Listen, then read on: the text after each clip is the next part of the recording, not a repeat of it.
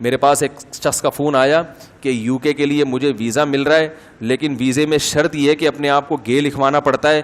میں ہوں نہیں, لیکن جھوٹ موٹ لکھوا سکتا ہوں میں نے کہا میرے بھائی اول تو ہمیں جو معلومات ہیں وہ یہ کہ صرف لکھوانے سے کام نہیں چلتا. وہ باقاعدہ ٹیسٹ کرتے ہیں کہ خاندانی بے شرم یا بغیرت ہے یا نہیں ہے.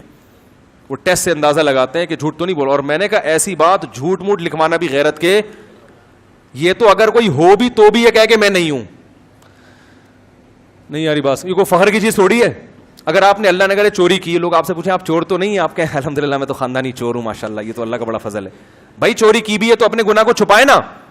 تو آپ بتاؤ شریعت میں گناہ کو چھپانے کا حکم ہے نا, اپنے گناہ پہ کو بھی چھپانے کا حکم ہے. اگر آپ نے زنا کیا اور کوئی آپ سے پوچھتا ہے آپ نے زنا تو نہیں کیا, اسلام میں اجازت نہیں ہے بتانے کی کہ ہاں میں نے کیا ہے. آپ بولو بھائی تم کیوں پوچھ رہے ہو, تم کون ہوتے ہیں پوچھنے والے.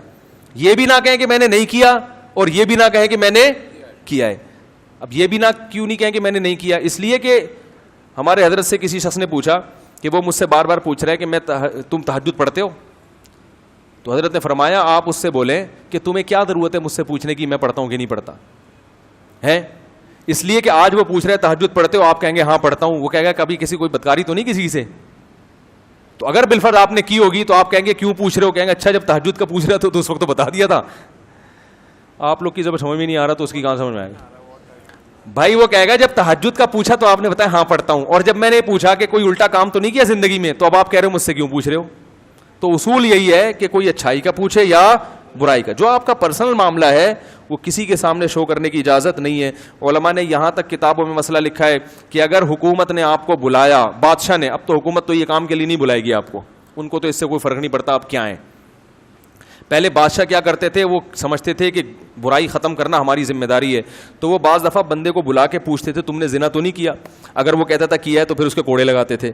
تو علماء نے لکھا ہے اگر بادشاہ کو اس قسم کی کوئی خارش کی بیماری ہے, کوئی گواہ ہے نہیں, کوئی یا تو ہونا کہ لوگوں نے گواہی دی ہو, خود سے آ کے لوگوں سے تفتیش کر رہا ہے کہ بھائی تم نے یہ تو نہیں کیا, تو علماء نے یہاں تک لکھا ہے کہ اس شخص کے لیے جھوٹ بولنا جائز ہے. وہ کہتے میں نے نہیں کیا, اس لیے کہ بادشاہ کو اتنی لوگوں کے اندر گھسنے کی اجازت نہیں ہے کہ جا کے خود سے پوچھ رہا تو نے چوری تو نہیں کی, تو نے یہ تو نہیں کیا, تو نے وہ تو نہیں کیا, اور پکڑ کے لوگوں کے چترون لگاتا رہے.